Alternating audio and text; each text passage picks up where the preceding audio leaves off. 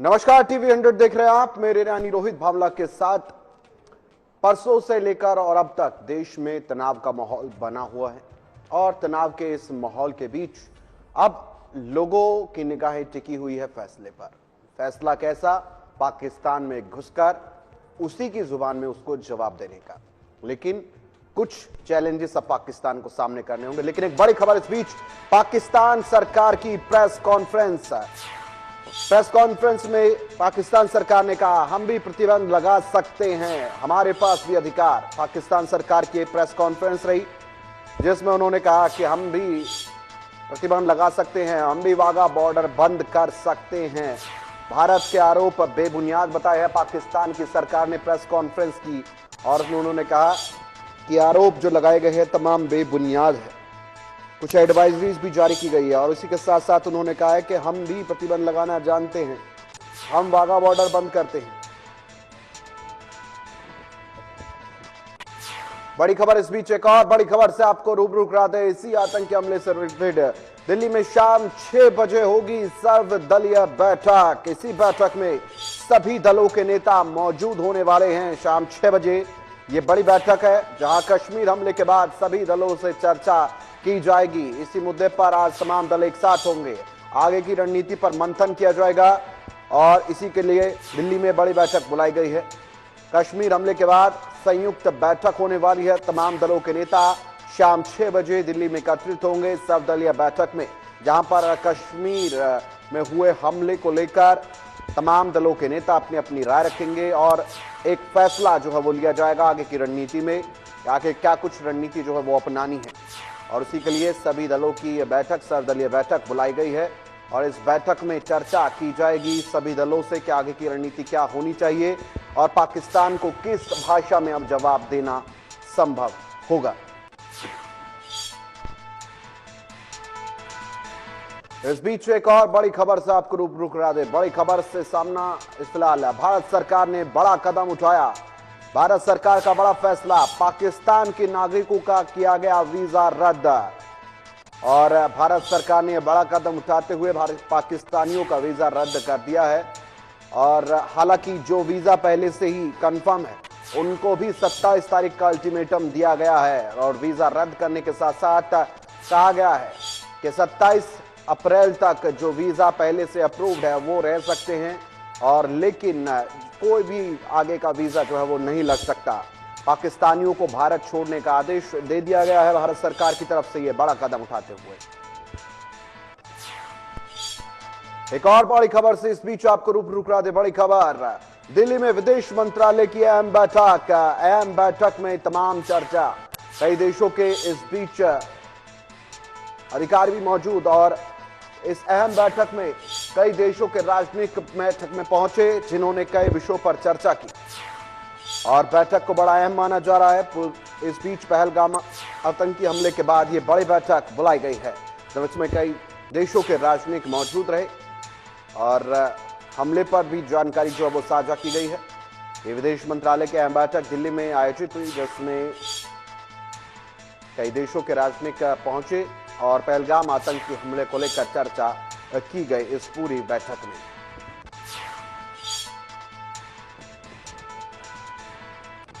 तो दिल्ली में बड़ी बैठक हुई जहां पहलगाम हमले को लेकर ये बड़ी बैठक, कई देशों के राजनीतिक बैठक में मौजूद रहे, आगे की रणनीति पर चर्चा की गई और इस मुद्दे पर भी चर्चा की गई कि पाकिस्तान ने जिस कायराना हरकत को अंजाम दिया है उसको सिलसिलेवार रूप से कैसे निपटना होगा, इसी को लेकर ये बड़ी बैठक हुई।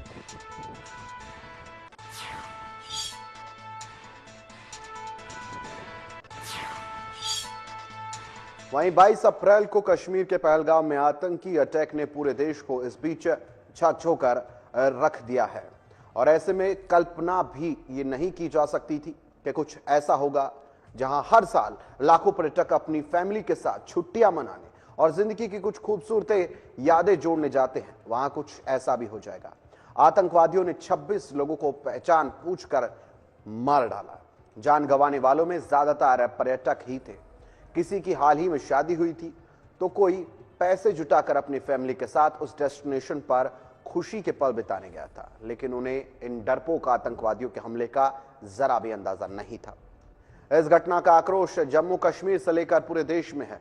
लोगों का गुस्सा पाकिस्तान पर फूट रहा है। सोशल मीडिया पर पूरी दुनिया तक में पाकिस्तान के इस करतूत की थू थू हो रही है। भारत सरकार ने पाकिस्तान की इस हरकत पर कड़े फैसले भी इस बीच लिए हुए हैं।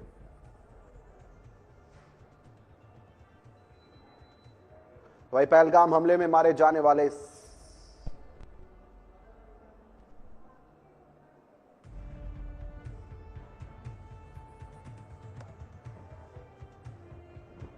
और धर्म पूछकर मौत के घाट उतारा गया पहलगाम में तमाम लोगों को।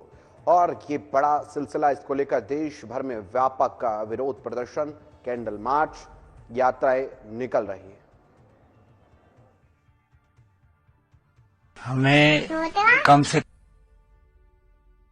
कम 6 बजे पूरी ये खबर मिली, जब हमारे बेटा और मेरे चचेरे भाई वहाँ पहलगाम में गए, हॉस्पिटल में गए, और वहाँ से इन्होंने देखा तो वहाँ तब हमको खबर मिली कि ये अब इस दुनिया में नहीं रहे।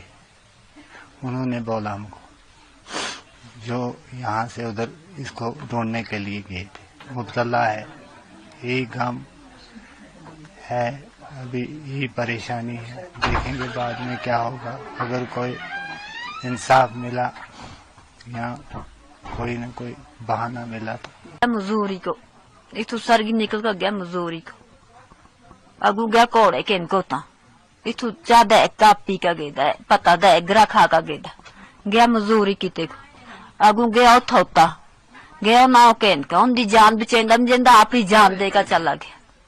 क्या करूं? और ये एक बंदा था जिड़ा मेरे लिए कमा कांदा, और कौन था? क्या करूं हम? ए भी बूढ़ा, मैं भी बूढ़ी, ये बीमार था, इसको वही आशा दवा शवा आन का देना क्या करा? और कौन आनसी कौन देसी? ओ ये कमा कर दिन को 300 रात को चावल शावल आंदा से खेन जैसे क्या करा? बड़ा बेटा हुई था, उनकी जान बचेंदा था तो अपनी जान देगा। क्या करूं? वो भी हमारे भाई थे। तो हमारे परिवार की बहुत बुरी हालत बन गई थी। जैसे ही हमने अपने भाई के बारे में सुना तो हमें बहुत दुख हुआ। यही दिन का 300 रुपये कमा लेता था। क्या काम करता? यही घोड़े चलाता था, मजदूरी करता था। जी बोलने लगा कि आज जाऊंगा, मुझ में इतनी हिम्मत ही नहीं है काम करने की। आज जाऊंगा, कल घर बैठूंगा, कल नहीं जाऊंगा। जब हमने सुना तो वो अपनी जान ही खो बैठा। तो फिर वो पता नहीं है कि वो कौन थे, क्या थे, किन्होंने मारा उसको। लेकिन हाँ, सुनने में ये आता है कि वो बंदूक छीन रहा था तो उसको किसी ने गोली मार दी। 3 गोलियां उसके सीने में लगी, एक गले में लगी।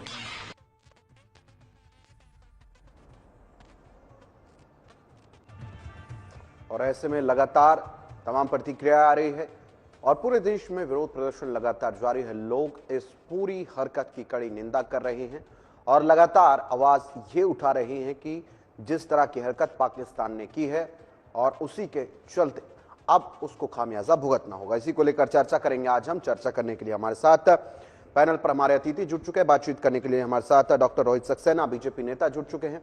बातचीत करने के लिए हमारे साथ आनंद बियानी, कांग्रेस नेता, जुड़ चुके हैं। और हमारे साथ तौसीफ सा, पीडीपी नेता, हमारे साथ जुड़ चुके हैं। और वेद भूषण शर्मा, पूर्व एसीपी, हमारे साथ जुड़ चुके हैं। बहुत बहुत स्वागत है आप सभी का टीवी 100 पर। पहला सवाल और सवालों की शुरुआत जब मैं करना चाहूंगा तो मैं जानना चाहूंगा तौसीफ शाह जी आप ही से कि जम्मू कश्मीर का मैं अभी आंकड़ा देख रहा था कि पिछले कुछ समय से लगातार वहां सैलानियों का, यात्रियों का जो आंकड़ा वो लगातार बढ़ता जा रहा था। 12,000 करोड़ के करीब का व्यापार वहां पर हो रहा था और 7 से 8% तक की जीडीपी में वो कंट्रीब्यूट भी करते हैं। अब अगर मैं व्यापार की बात बाद में करना चाहूंगा, लेकिन मैं एक छोटी सी चीज जानना चाहूंगा। इस पूरी घटना के बाद एक जम्मू कश्मीर की तरफ जाना भी, या कहे कि जो भरोसा था, और एक हम कहते हैं कि पृथ्वी पर जो स्वर्ग है वो जम्मू कश्मीर है, और उस स्वर्ग को आज इस तरह बना दिया कुछ लोगों ने। क्या वहां जाने की कल्पना लोग तो करेंगे बाद में, लेकिन इस कदर जम्मू कश्मीर को देख रहे हैं मानो उसे पाकिस्तान जैसी एक बाउंड्री बना दिया है लोगों ने। कैसे ये भरोसा वापस लाया जाएगा? रोहित जी, वेरी गुड इवनिंग। मेरे अपने फेलो पैनलिस्ट भी जो बाकी बैठे हैं यहाँ पर, मेरी तरफ से उनको भी गुड इवनिंग। ये आपने बहुत अच्छा सवाल किया। देखिए, यही यही इसमें सोचने की जरूरत है, यहाँ पर भाईचारे की जरूरत है। देखिए, मैं आपसे ये कहना चाहूंगा कि ये कोई नहीं चाहेगा कि वो अपने जो उसका बिजनेस हो रहा है, जो जो उसका कारोबार हो रहा है, तो उसके ऊपर कोई अपने पेट के ऊपर लात मार दे। तो बहरहाल, अब जो भी हुआ है, ये चाहे सरहद पार से हुआ है या जिस किसी ने भी इसके पीछे, जिस किसी का भी इसके पीछे हाथ है, तो हमको ये चाहिए कि वो जल्द से जल्द उसे सजा दी जाए, और कम से कम ये पता करा जाए कि ये किया किसने है, इसके पीछे कौन है, वो कहाँ चले गए भाग के। ये देखिए, ये बहुत बड़ा सानिया है, ये बहुत बड़ा सानिया है, ये बहुत बड़ा दुख का जैसे कल भी आपने देखा कि यहाँ पहली बार 35 साल में, जब से यहाँ पर मिलिटेंसी शुरू हुई है, जब से यहाँ पर ये अपनी इंसर्जेंसी शुरू हुई है, हमने जितने भी हड़ताल देखे हैं वो प्रो इंसर्जेंसी देखे। ये पहला हड़ताल है जो कल हुआ यहाँ पर, जो इंसर्जेंसी के अगेंस्ट था कि भाई हम इसके साथ नहीं हैं। सारी दुकानें बंद थी। नॉर्मल हड़तालों में अगर आप देखें, नॉर्मल हड़तालों में यहाँ पे बीच बीच में दुकानें खुली रहती हैं। तो ये भी मैं एक आंकड़ा आपको दे दूं, कल जो हमारा मेन जम्मू कश्मीर बैंक है, यहाँ पर जम्मू कश्मीर बैंक में नॉर्मली अप्रोक्सीमेटली लाख से 1.5 लाख का ट्रांजेक्शन दिन में हो जाता है। Number of the transactions that happen with the bank for day is approximately 1 lakh to 1.5 lakh. और कल जो हड़ताल हुआ, आप ये हड़ताल की स्थिति देखिए कि 420 ट्रांजैक्शंस हुई है, 422 ट्रांजैक्शंस हुई है पूरे दिन में। सो दैट मींस कि लोगों ने वाकई में हड़ताल बिजनेस जम्मू से लेके श्रीनगर तक, लद्दाख तक, सब ने बिल्कुल हड़ताल को हड़ताल ही माना है। तो ये मुझे लगता है कि ये एक बहुत बड़ी बात है, ये एक बहुत बड़ा बदलाव है। मैं इसे बदलाव की शक्ल में देखूंगा। ये बहुत बड़ा बदलाव है कि लोग अब यहाँ इंसर्जेंसी नहीं चाहते, लोग यहाँ उन चीजों की जगह नहीं देना चाहते कि भाई आप आइए बंदूक लेके मेरे घर में मुझे ही मार डालिए। सो वो चीज है। अब दूसरा, मैं ये आपसे कह दूं कि मैं आपके चैनल के माध्यम से ये गुजारिश करना चाहता हूं सारे हिंदुस्तान से कि आप ये भी जहन में रखिए कि यहाँ के लोगों ने जितना सपोर्ट किया है, हाँ बेशक ये बहुत बड़ी गलती हुई है, बहुत बड़ा हीनियस क्राइम है, जिसका जिसका हमने जो 35 साल में नहीं हमने देखा है। यहाँ कभी टूरिज्म पर कभी हमला नहीं हुआ है। जब पीक से पीक मिलिटेंसी थी कि जब हमारा लोकल्स का बाहर निकलना मुश्किल होता था, पता नहीं होता था कि शाम को वापस आएंगे, घर के लाश बन के आएंगे, तो तब भी हमने टूरिस्टों को बिल्कुल सेफ्टी दी। मुझे ये समझ नहीं आ रहा कि ये आज ये इतना बड़ा सान्या कैसा हुआ। दूसरा, मेरी आपके चैनल की वसादत से, गवर्नमेंट ऑफ इंडिया से, अपनी इंटेलिजेंस से, अपने डिफेंस से ये गुजारिश है कि चलिए ठीक है, लोग आए, 4 लोग आए, आतंकवादी थे, उनका धर्म है, यही है, उनका धर्म आतंकवाद है, उनको ये नहीं देखना कि वो क्या है क्या नहीं है। मगर मुझे ये बताइए कि वो हमला करते हैं, वो पुलिस की या मिलिट्री की या जिस किसी भी वर्दी में वो थे, वो वर्दी में आते हैं कि लोगों को वो डिस्गाइज करते हैं कि भाई हम पुलिस वाले हैं, और उसके बाद लोगों पर वो फायरिंग करते हैं। फायरिंग करने के बाद वो जंगल में चले जाते हैं और जंगल में गायब हो जाते हैं। ये बहुत बड़ा सानिया है कि हमारी इंटेलिजेंस, हमारा डिफेंस, वो जंगल में कहां गायब हुए, ये कहां गए। जब हम इन्हें नहीं ढूंढ पाए तो मैं अपने घर में कैसे सेफ हूं, मैं दिल्ली में कैसे सेफ हूं, या दिल्ली का कोई बाशिंदा है, या बॉम्बे में आपने देखा जैसे बॉम्बे में जो 26/11 का अटैक हुआ था, तो सुरक्षा एजेंसियों पर और हमारे तमाम जो सुरक्षा कर्मी, उन पर सवाल उठाने का वक्त तो नहीं है, क्योंकि अगर वो ना हो तो आपको पता है कि इनके जो मंसूबे हैं वो बिल्कुल ठीक नहीं है। वेदभूषण शर्मा जी, आप बेहतर तरीके से इस चीज को समझा पाएंगे। आऊंगा तौसीफ जी, वापस आऊंगा आपके पास। वेदभूषण शर्मा जी, वेदभूषण जी, मैं जानना चाहता हूं कि पहलगांव को निशाना बनाया गया, और पुलवामा का भी जब हमने जिक्र किया था पहले, और उसके बाद अब पहलगाम का निशाना बन गया। यहां से नजदीकी अस्पताल भी 50 किलोमीटर दूर है। ये बड़े चौंकाने वाली बात है। और एक इसको कारण मान लिया, क्योंकि मैं कुछ तथ्य देख रहा था, कुछ जो अभी कल परसों से हम जो देख रहे हैं उसमें देखा गया कि लगभग 50 किलोमीटर दूर अस्पताल है यहाँ, और तमाम जो लोग हैं वो यहाँ पर देख रहे थे कि पहले सुरक्षा लेयरिंग जो है वो अलग की हुई है। तो एक सोची समझी साजिश लगती है, लेकिन पाकिस्तान इसको एक्सेप्ट नहीं कर रहा है। वो कह रहे हैं कि नहीं, हमने इसको अंजाम ही नहीं दिया है, हम लोग अलग है और हम लोगों को इसके साथ नहीं जोड़ना चाहिए। देखिए रोहित जी, 122 अभी तक आतंकी हमले हुए हैं आजादी के बाद, परंतु ये हमला पूरा एक तरह से, मैं चूंकि बीइंग ए पुलिस अफसर, सीधे सीधे मेरा कहना है कि ये केवल हिंदुओं को टारगेट करके किया गया है। इसमें नाम पूछकर गोली मारी गई है। एक आदमी को कहा गया कि आप कलमा पढ़कर सुनाइए, नहीं पढ़कर सुना पाया तो उसको गोली मार दी। हालांकि एक मुस्लिम भी उसके अंदर शहीद हुआ है, परंतु वो चूंकि छीन रहा था राइफल, इसलिए उसको गोली मारी गई। सबसे इंपॉर्टेंट एक और इंपॉर्टेंट बात है, किसी महिला को नहीं मारा गया। कारण उसका यह है कि कम से कम महिलाएं जाकर बताएंगी, अपने चश्मदीद गवाह बनेगी इस सारे मामले की, कि केवल धर्म पूछकर, केवल जाति पूछकर उनको गोली मारी गई है। जिस तरह आप बता रहे थे कि 50 किलोमीटर तक अस्पताल नहीं है, चूंकि ये वारदात डल लेक पर भी हो सकती थी और दूसरी जगह पर भी हो सकती थी, परंतु इसको चुना गया क्योंकि बहुत रिमोट एरिया था जहां पर ये इंसिडेंट हुआ। टूरिस्ट आते हैं और वहां पर केवल घोड़े से और आदमी पैदल जाकर वहां पर इस तरह की चीज कर सकता है। और ये सबसे इंपॉर्टेंट बात है कि ये बिना लोकल स्थानीय जो टेररिस्ट आउटफिट है या जो स्थानीय निवासी है, चाहे वो गांव में रहते हैं शहर में रहते हैं, उनकी थोड़ी बहुत या पूरी मिली भगत के बिना ये संभव नहीं हो सकता। इतनी मात्रा के अंदर ये बड़ा पॉइंट आपने सर बोला है, क्योंकि ये संभव ही नहीं है कि ऐसी संलिप्तता किसी की ना हो। क्योंकि एक टेररिस्ट कैसे ये सारी चीजें प्लान कर सकता है जब उसके पास एक्यूरेट मेजरमेंट्स, एक्यूरेट उसके पास नक्शे ना हो। ये एक बहुत बड़ा पॉइंट आपने कहा है। मैं वापस आऊंगा वेदभूषण जी आपके पास। डॉक्टर रोहित सक्सेना, हमने एक वीडियो देखा, महिला ये बता रही थी, और अभी वेदभूषण शर्मा जी ने भी कहा कि महिलाओं को नहीं मारा गया, और महिलाएं जो विक्टिम थी और उन्होंने जब बयान दिया तो उन्होंने स्पष्ट रूप से कहा कि हमको, जब हमने कहा कि मेरे पति को मार दिया गया है, हमें भी मार दीजिए, तो उन्होंने कहा कि नहीं, तुम जीवित रहो, तुम जाकर अपने मोदी को बता देना हम लोग क्या करने आए थे। ये कहना क्या चाहते थे वो लोग। और हम सोच रहे थे कि एक रिलीजियस फैक्टर हमने देखा, लेकिन ये पॉइंट शायद मिस हो रहा है, हर तरफ इसको लेकर चर्चा नहीं हो रही कि महिलाओं से कहा अपने मोदी को बता देना। ये क्या बता देना, और बताने की बात वो कर रही हैं जो कुछ ही समय पहले डर गए थे जब एयर स्ट्राइक हुई थी, तब वो एक भी बाहर नहीं निकल पाए थे। क्या चीज वो बताना चाहते हैं? देखिए रोहित जी, सबसे पहले मैं शोक संवेदना देता हूँ सारे परिवारों के लिए जिन्होंने अपने लोगों को खोया है, जो घायल हैं, और महादेव से उनके जल्द स्वास्थ्य लाभ की कामना करता हूँ।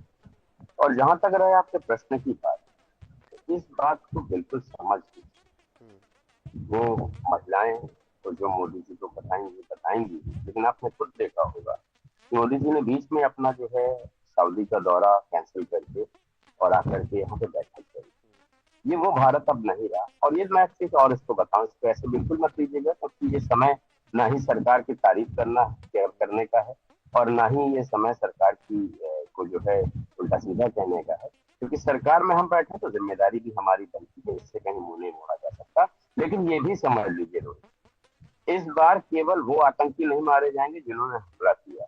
इस बार एक ऐसी नजीर पेश होगी कि मुझे ऐसा लगता है आने वाले 100 साल में भारत की तरफ कोई भी अगर आंख उठा के देखेगा तो उसकी रूह कांप जाएगी।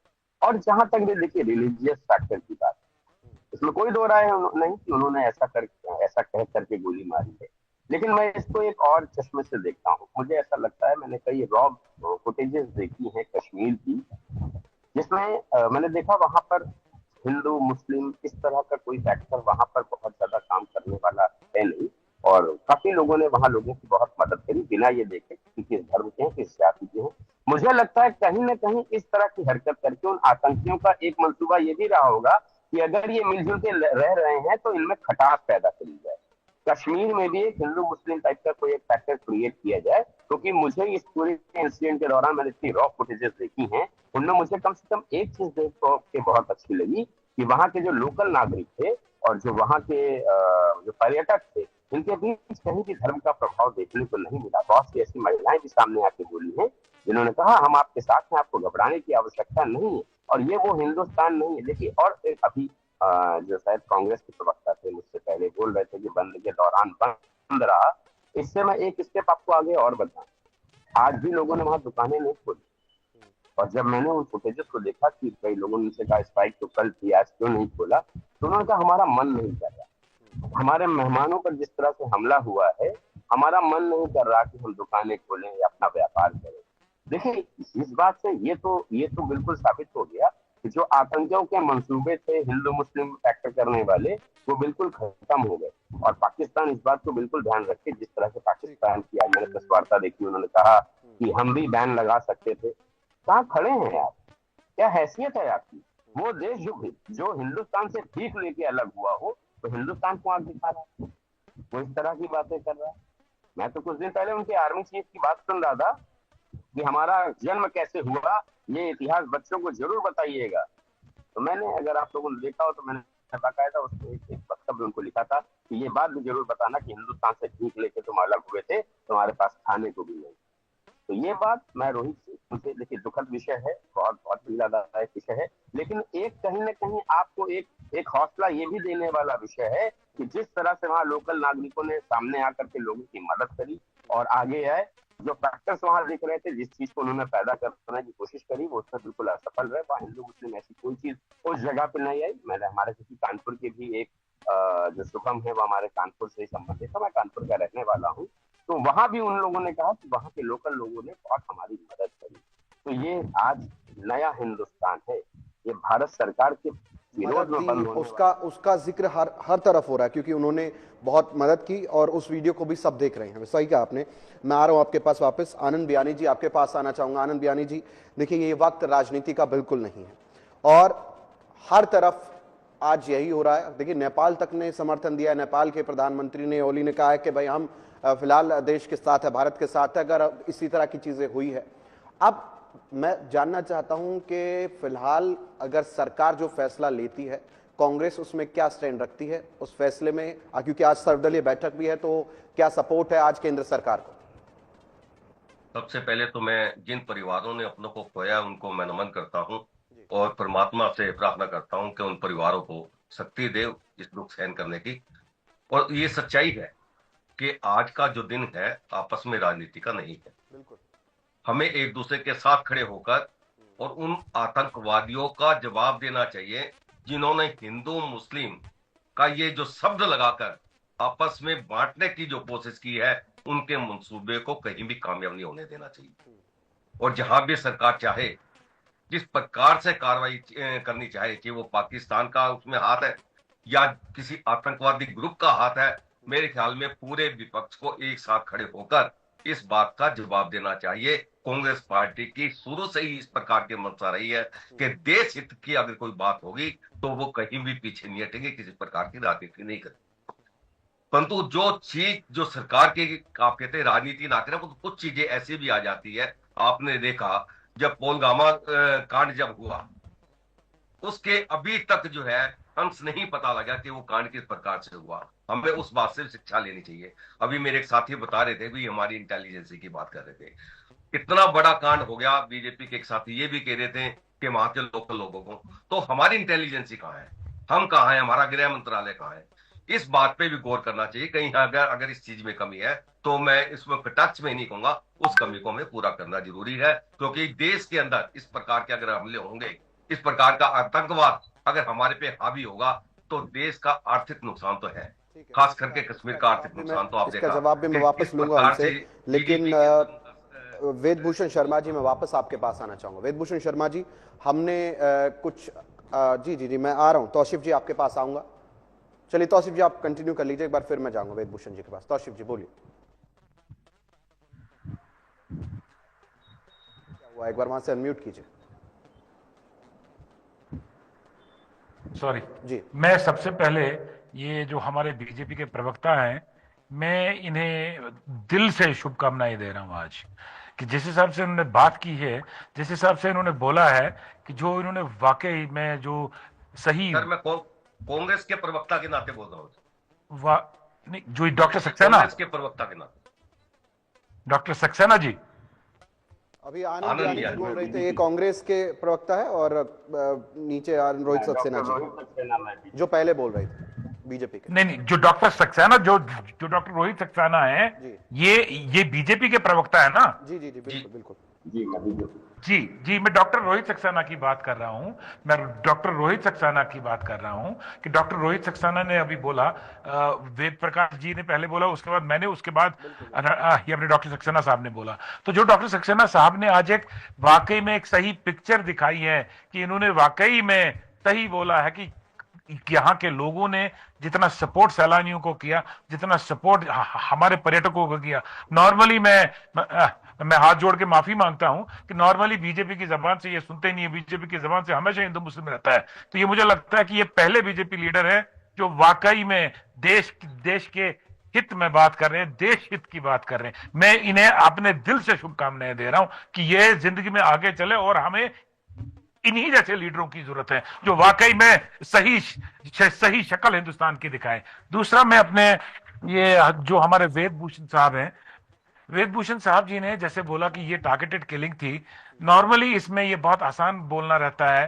क्योंकि इसमें लोकल सपोर्ट है।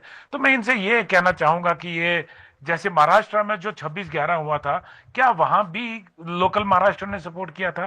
क्या वहां पर जहां अप्रोक्सीमेटली 125-150 लोग मरे थे और जो बहुत बड़ा हमला था, ये तो उसके चौथे हिस्से का हमला था, बहुत बड़ा हमला था, क्या वहां भी कोई लोकल महाराष्ट्र था?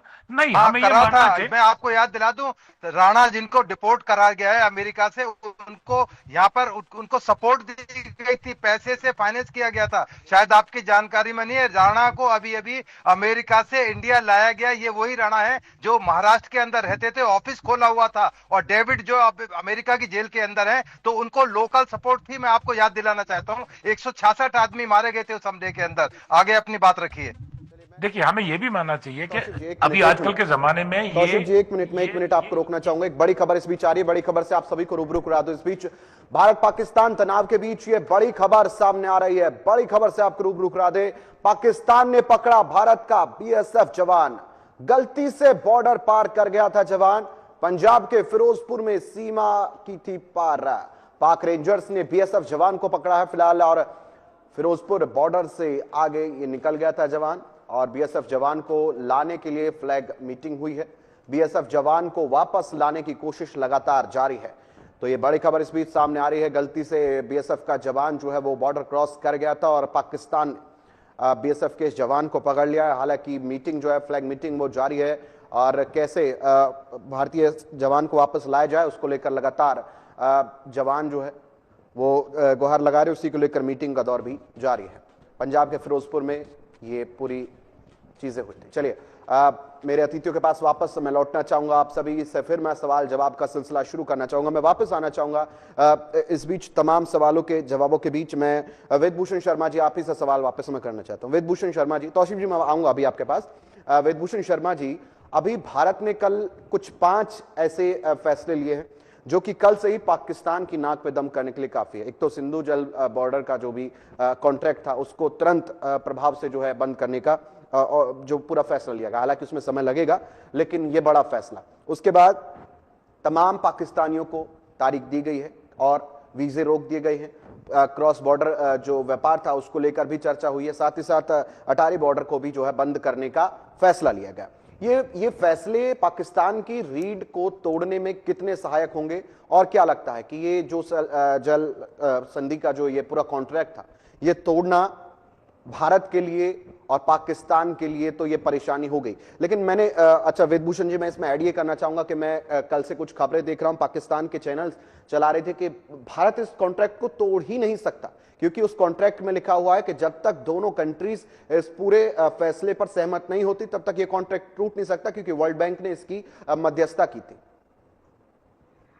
देखिए, जब सरकार एक्शन में आती है, अपने निर्णय लेती है, तो केवल एक इनिशियल स्टेज है, केवल डिप्लोमेटिक अभी निर्णय हुए हैं। अभी मेन जो सर्जिकल स्ट्राइक है, थोड़ा इंतजार कीजिए, क्योंकि बड़ी गोपनीय और तमाम चीजें रखी जाती हैं जिससे कि कोई रुकावट ना आए। तो जवाब तो इसका माकूल दिया जाएगा। जहां तक अभी कुछ प्रवक्ता बोल रहे थे कि इंटेलिजेंस का फेलियर है, बड़ी बड़ी बातें कर रहे थे, शायद उनको याद नहीं है, मैंने 122 बताया थे, 122 बार अटैक हुए हैं, क्योंकि पोरस बॉर्डर है, वहां पर हमारा कश्मीर के साथ और जेएंडके के साथ में पहाड़ी इलाका है, जिसका फायदा ये लोग उठाते रहे हैं, आज नहीं पहले से उठाते रहे हैं। आप कितनी फौज और कितनी लगाइए, हाँ इतना जरूर है कि जब से 370 खत्म हुई है और सरकार ने मजबूत कदम उठाए हैं, तब से पत्थरबाजी की एक घटना नहीं हुई है।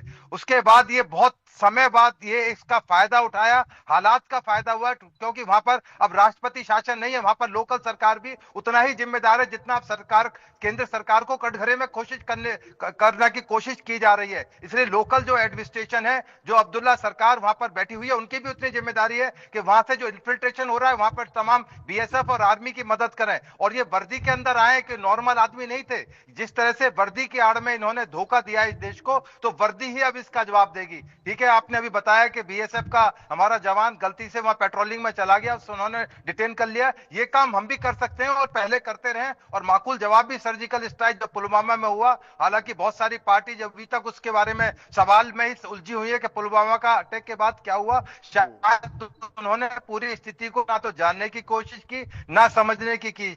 मैं किसी पार्टी का प्रवक्ता नहीं हूं, कांग्रेस, बीजेपी, आम आदमी पार्टी का, परंतु अभी आप देखिए जीजाजी किस तरह की भाषा बोल रहे हैं।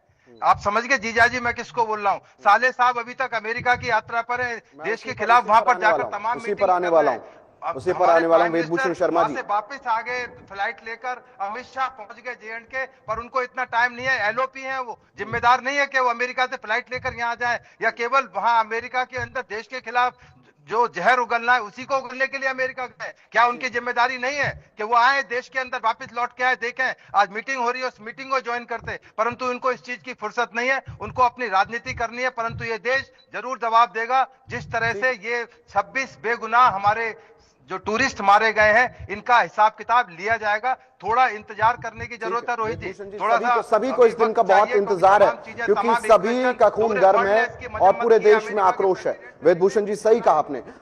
क्योंकि अभी जो सर कह रहे थे, मैं उसी को सवाल को मैं आगे रखना चाहूंगा। रोहित सक्सेना जी आपके पास आ रहा हूं, फिर आनंद बयानी जी आप इसका जवाब भी दीजिएगा। डॉक्टर रोहित सक्सेना, कल देर रात रॉबर्ट वाड्रा जी कुछ कहते हुए नजर आए। उन्होंने कहा कि ये जो मस्जिदों के ऊपर एक्शन लेना, सड़कों पर नमाज ना पढ़ने देना और इस तरह की खुदाई के जो काम है ये किए जा रहे हैं, उसका एक परिणाम ये भी है। उन्होंने कहा मैं कांग्रेस की भाषा नहीं बोल रहा हूं, ये मेरा पर्सनल मेरा ओपिनियन है।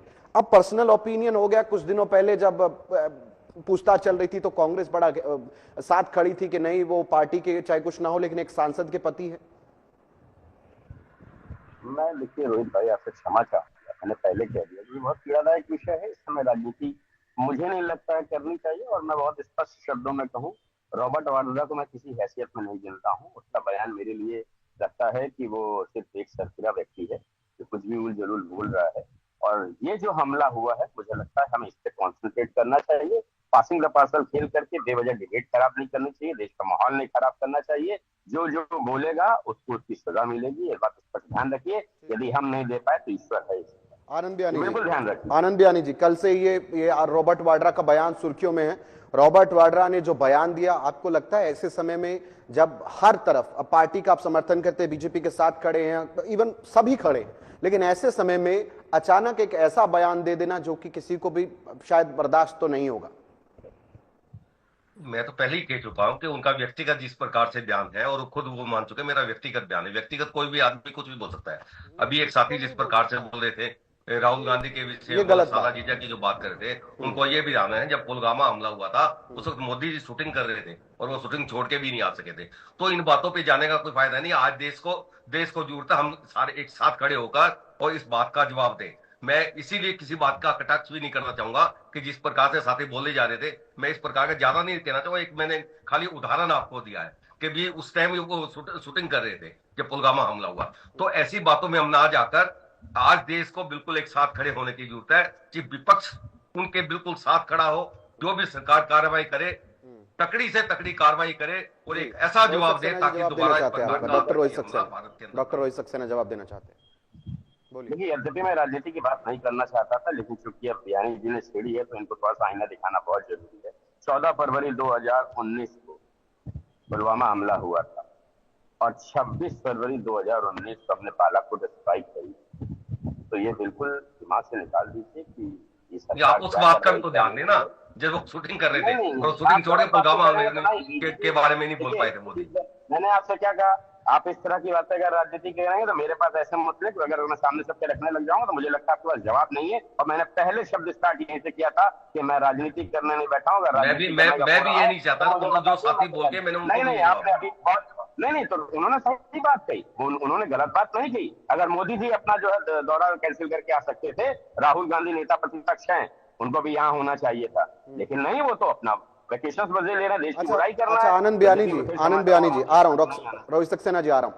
आनंद बयानी जी, रॉबर्ट वाड्रा जी ने जो बयान दिया, आपने कहा कि उनका पर्सनल बयान है, और चलिए एक बार मान लीजिए उनका पर्सनल बयान भी है, कोई परेशानी नहीं, लेकिन आपने शायद कल से और अब तक की खबरें नहीं देखी है। पाकिस्तान मीडिया उस एक बयान को इतना चला चलाकर देश को बदनाम कर रहा है, शायद आप उस पर फोकस नहीं कर पा रहे होंगे।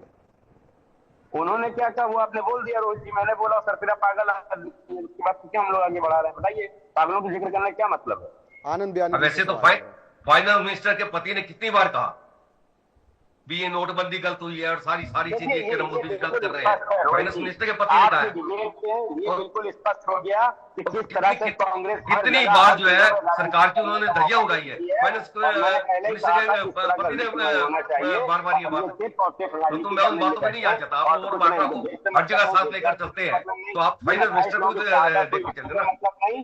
ये स्ट्राइक पर जो है विटनेस मानने वाले लोग हैं सर, उन्होंने तो फाइनेंस मिनिस्टर के पति ने तो क्लियर कर कहा कि मोदी जी ने देश का बट्टा बिठाया है। जब वहां बैठा इनका अंकल सैम जो है इनको बताता है कि रंग रूप में कैसे भारतीय बढ़ जाते हैं, तो ये राजनीति करने बैठे हैं, और मुझे ऐसे लोगों से घृणा आती है जब आज पूरा देश दुखी है। आप मेरे को तो बीजेपी के उन नेताओं से घृणा आती है जिन्होंने देश की आजादी में कोई काम नहीं किया, और वो हमेशा ये बात 70 साल तक काम नहीं हुआ, जैसे इन्हीं 2014 के बाद में काम हुआ। मेरे को हम जैसे नेताओं पर भी घृणा आती है तो इस प्रकार की जो बात करते हैं। मैंने ये इशू नहीं उठाया।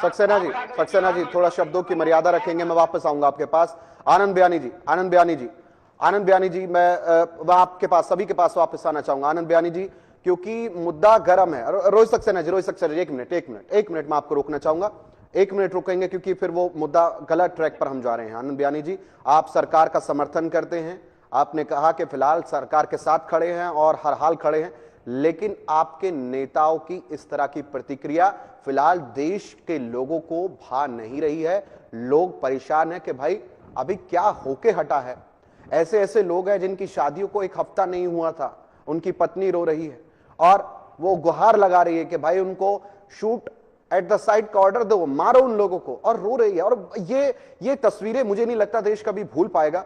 और फिलहाल रॉबर्ट वाड्रा जी ने जो बोला, मुझे नहीं लगता वो देश की छवि के लिए ठीक है।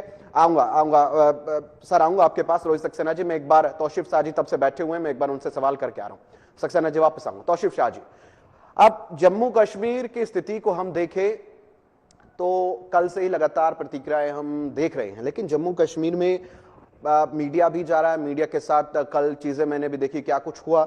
लेकिन मुझे जानना है कि एक तरफ हम देख रहे हैं कि कल से लोग बाहर निकले हुए हैं, मार्केट्स के अंदर विरोध प्रदर्शन जो है वो किया जा रहा है पाकिस्तान के खिलाफ, लेकिन विरोध प्रदर्शन भी हो रहा है, फिलहाल दुकानें भी बंद है, लेकिन एक जो बयान निकलकर सामने आ रहा है वो ये आ रहा है कि हमारे व्यापार पर फर्क पड़ेगा। और शुरुआत में मैंने पूछा भी था कि कॉन्फिडेंस खो चुका है शायद जम्मू कश्मीर अब लोगों का, लेकिन सबसे बड़ा चिंता का विषय यह है कि हमारे लिए जम्मू कश्मीर स्वर्ग रूपी जो जमीन थी, अब उस स्वर्ग को एक्सेप्ट हम किस शब्द में करें। और लोग जो वहां जा रहे थे और जो गुहार लगा रहे थे, अब लगातार लोगों की प्रतिक्रिया मैं सुन रहा हूं वो बिल्कुल भी पॉजिटिव नहीं है। अब राज्य सरकार, मैं जानना चाहता हूं राज्य सरकार का क्या स्टैंड फिलहाल वहां नजर आ रहा है। आप तो फिलहाल विपक्ष की तरफ है, लेकिन राज्य सरकार फिलहाल क्या लगता है कि फिलहाल उनका समर्थन किस रूप से है। और राज्य सरकार ही नहीं, पीडीपी भी, क्योंकि अच्छा ये आप सभी को मैं एक बार मैं बता देता हूं, क्योंकि कल से अब तक पाकिस्तानी मीडिया और पाकिस्तान की तमाम विपक्ष से लेकर सरकारें एक ही स्वर में बोल रहे हैं कि हम बेशक एक दूसरे से खूब लड़ाई करते हो, हमारे मत अलग हो सकते हैं, लेकिन हम एक साथ हैं, तमाम पार्टियां एक साथ है और भारत के खिलाफ है, क्योंकि हम एक्शन भी ले सकते हैं। अब देखिए उधर तो ये सब हो रहा है, लेकिन जम्मू कश्मीर में भी कुछ प्रतिक्रिया अभी मुझे समझ नहीं आ रही है। तो तौसीफ जी, ये नजारा कैसा देखने को मिलेगा, कब स्थिति ठीक होगी? क्योंकि आज जो जम्मू कश्मीर के लोग व्यापार से, अब क्योंकि उनका व्यापार पर फर्क पड़ा तो बहुत उत्साहित जो लोग हुआ करते थे, लोगों को देखकर आज बड़े चिंतित हैं। क्या लगता है ये चिंता पहले आ जानी चाहिए थी कि इस तरह की चीजें ना हो? देखिए, ये आपका कहना बहुत सही है कि ये चिंता पहले होनी चाहिए थी। तो मगर चिंता तब पहले होती कि जब यहाँ के किसी बंदे को पता होता कि ये चीज होने वाली है, वो नहीं होने देते।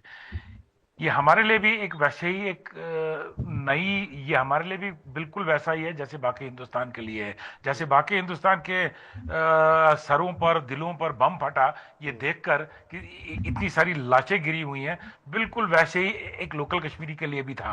तो दूसरा मैं आपसे कहूं कि जहां आप ट्रेड वगैरह की बात कर रहे हैं, हमारा तो ये मानना है कि ये ट्रेड वगैरह तो चलता रहेगा, लोगों को बहुत जल्दी भूल जाता है। मगर ये 26 लोग जो मरे हैं, ये 26 बच्चे जो यतीम हुए हैं, ये 26 बीवियां जो बेवा हुई हैं, जो इनमें से कोई बुजुर्ग नहीं है, मेरे ख्याल से इनमें से कोई 40 साल के या 50 साल के ऊपर नहीं होगा। ये ये वो लोग नहीं थे कि जिन्होंने अपनी जिंदगी गुजारी है, ये वो लोग थे कि जो अपनी जिंदगी अभी शुरू कर रहे थे, अभी जिंदगी शुरू करके ये यहाँ घूमने फिरने एंजॉय करने आ रहे थे। तो यहां से इतना बड़ा दाग लेके चले गए जो शायद ये पूरी जिंदगी भर नहीं भूल पाएंगे। बाकी बिजनेस, बाकी चीजें वो हमेशा चलता रहेगा। वो पिछले 30 साल भी चला, वो पिछले 35 साल भी चला, वो फिर भी चलेगा। मगर मैं आपकी चैनल की वसादत से पूरे हिंदुस्तान को यह आश्वासन देना चाहता हूं कि ये आप हमारी तरफ से गारंटी मान के चलिए कि हम अपनी जानों पर खेल के अपने सैलानियों को प्रोटेक्शन करेंगे, जो हमने कल दिखाया। हाँ, देखिए कि जैसे अभी हमारे वेद साहब ने बोला, एक ही स्वर में यही मैं सुनना चाहता हूं फिलहाल जम्मू कश्मीर में। सर तौसीफ जी, आपने इसकी आवाज बुलंद कर दी है ये कहकर। तौसीफ शाह जी, पाकिस्तान से थे, जो शाह थे वो पाकिस्तान से थे। ओके, वो बेसिकली पाकिस्तान की आर्मी के अंदर थे। देखिए, कोई लोकल बंदा था जिसने वहां सपोर्ट दिया। वैसे ही हम एक, अगर यहां पर भी कोई वैसा लोकल बंदा है जिसने इनको सपोर्ट दिया है, तो उस एक लोकल बंदे की वजह से हम सारी कौम को बदनाम नहीं कर सकते। देखिए, वो एक अंग्रेजी में कहावत है कि exceptions are always there. So we have to go by this. We have to go by this. In every community we have exceptions. We have fundamentalists, we have hardcore, we have normals, we have liberals. So ये चीजें हमको मान के चलना पड़ेगा कि हाँ, यहां भी किसी ने लोकल ने सपोर्ट किया होगा। पर मैं आज आपको इस आश्वासन के साथ बोलता हूं कि अगर शायद जम्मू कश्मीर के लोगों को या पहलगाम के लोगों को ये पता चले कि ये फलानी आदमी है, उसकी निशानदेही हो जाए और उसके घर की निशानदेही हो जाए, मुझे नहीं लगता कि लोग 2 मिनट का टाइम देंगे उसके घर को तहस नहस करने के लिए। आपने ये तौसीफ शाह जी जो पहले कह रहे थे वेदभूषण जी, आपने उस पर अब जाकर जवाब दिया। डॉक्टर रोहित सक्सेना कुछ कहना चाहते हैं, फिर वेदभूषण जी आपके पास आऊंगा। देखिए, आपने एक बात कही कि ये बात बिल्कुल सत्य है कि ये जो कृत्य हुआ, ये जो एक्शन हुआ है, इसको हम कभी नहीं भूल पाएंगे। लेकिन इसका जो रिएक्शन होगा वो भी दुनिया नहीं भूल पाएगी। ध्यान रखिए रोहित जी, आपने कश्मीर के लिए जैसे जो कहा है कि कश्मीर हमारा स्वर्ग हुआ करता और लोग सोच रहे हैं, मैं बस मुझे लगता है एक लाइन के साथ मैं खत्म कर दूं कि अगर फिरदौश बारू जमीन हस्त अमीन अस्तो अमीन अस्तो अमीन अस्तो, ये स्वर्ग था, हमारा गर्व है, हमारा गर्व रहेगा। और इन सब चीजों से हिंदुस्तान इतनी जल्दी विचलित होने वाला नहीं है। आप बहुत जल्दी अमन और चैन दोबारा कश्मीर में देखेंगे और इसी तरह पर्यटक जाएंगे और उस पल का इंतजार करिए जब लोगों की रूह कांप जाए इस तरह का काम करने। ठीक है, ये आपने एक अपील की है। वेदभूषण जी आपके पास वापस आना चाहूंगा। वेदभूषण जी, जो कल सरकार ने फैसला लिया है, उससे पहले एक वीडियो मैं देख रहा था पाकिस्तानी एम्बेसी की, मैं देख रहा था कि वहां हो कह रहा था कि केक लाया गया था और जब ये हमला हुआ वहां केक काटा जा रहा था और उसको लेकर पूछा गया सवाल केक किस चीज के लिए, तो वो इंसान जवाब नहीं दे पाया। उसको घेरा मीडिया ने लेकिन जवाब नहीं दे पाया, वो मौन हो गया।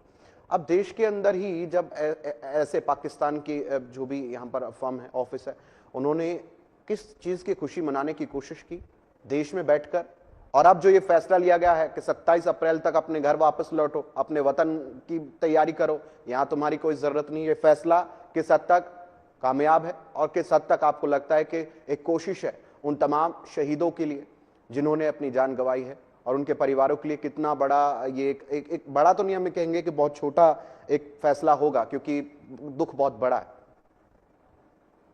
बिल्कुल रोहित जी, 3 साल से जो नॉर्मल थी यानी कश्मीर के अंदर शुरू हुई थी, आम आदमी का विश्वास जग गया था कि अब वहां पर कोई लॉ एंड ऑर्डर की प्रॉब्लम नहीं होगी, वहां तमाम बिजनेस फल फूल रहा था, उसको इतना बड़ा धक्का लगा है, वो आने वाले कुछ साल के लिए वहां पर बहुत मुश्किलात पैदा होने वाले हैं। जहां तक पाकिस्तान का संबंध है, वो हमेशा हमारा दुश्मन कंट्री था, है और हमेशा हमारा दुश्मन कंट्री, एनिमी कंट्री रहेगा। हमारे देश के अंदर ही वो गद्दार बैठे। मध्य प्रदेश पुलिस ने एक मुस्लिम युवक को अरेस्ट किया है, उसने ट्विटर पर लिखा है कि ये बहुत अच्छा मौका है, जब अच्छा एक वारदात कश्मीर के अंदर हुई है, तो इस तरह के लोग हिंदुस्तान के अंदर बैठकर जब ट्विटर पर इस तरह की चीजें लिखते हैं और पुलिस को एक्शन लेकर उनको अरेस्ट करना पड़ता है, तो इस देश में जो छिपे हुए गद्दार हैं, तभी एक बहुत पुरानी फिल्म थी कि संभल के रहना अपने घर में छिपे हुए गद्दारों से, तो ऐसे गद्दारों की कमी नहीं है, परंतु उनको चुन चुन को आइडेंटिफाई कर कर हमारी फोर्सेस, पुलिस, आर्मी, वो तमाम उसका वक्त आने पर जरूर जवाब दिया जाएगा।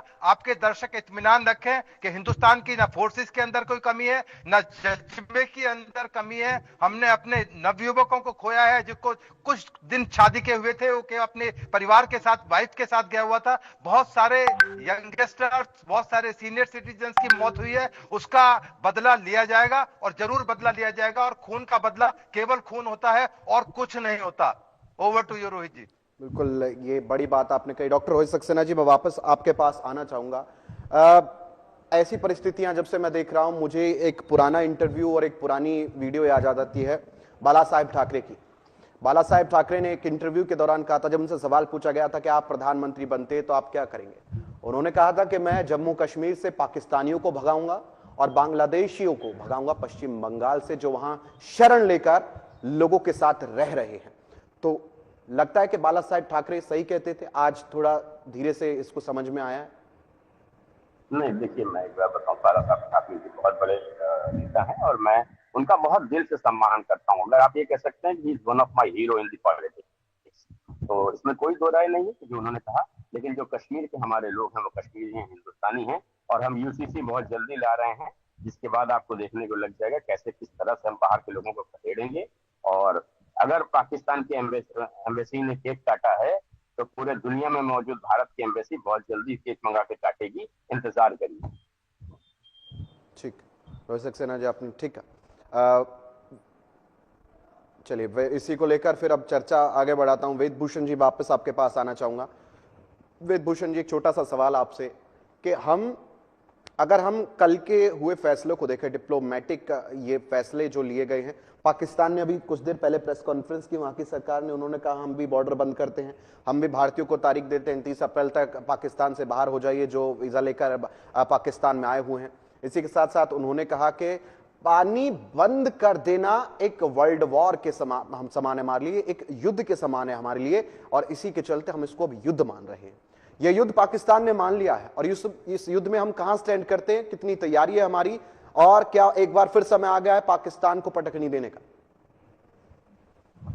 रोहित जी, लादेन को पाकिस्तान ने के अंदर अमेरिका ने मारा था, तब इनके प्रोटोकॉल कहा गए थे, तब इनके साथ अमेरिका के क्या प्रोटोकॉल थे कि आप हमारे कंट्री में सर्जिकल स्ट्राइक कर सकते हैं, लादेन को मार सकते हैं? तो क्या हमारे हाथ इतने कमजोर है कि उनकी गर्दन नहीं पकड़ सकते? पकड़ेंगे।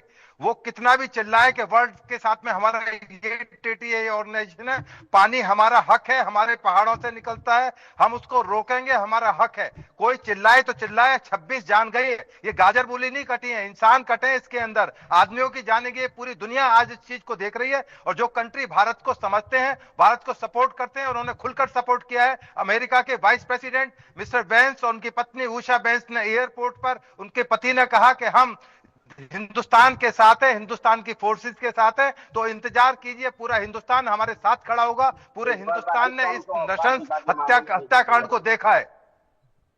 जी जी, चलिए जी जी, ये बड़ा मुद्दा आपने रखा वेद भूषण जी, और डॉक्टर रोहित सक्सेना जी, आप हमारे साथ जुड़े। आप सभी का बहुत बहुत शुक्रिया अपना कीमती समय देने के लिए, और हमारे तमाम अतिथियों का बहुत बहुत शुक्रिया हमारे साथ जुड़ने के लिए, कीमती समय देने के लिए। तो फिलहाल देश की निगाहें टिकी हुई है कि अभी सरकार क्या हमला बोलती है, पाकिस्तान को किस तरह जवाब देती है, और सभी ये मांग कर रहे हैं कि जिस भाषा में जवाब वो चाहे उस भाषा में जवाब दे, और इन तमाम शहीदों का बदला जरूर ले। फिलहाल इस बुलेटिन में इतना ही। बने रहिए हमारे साथ, देखते रहे TV 100। नमस्कार।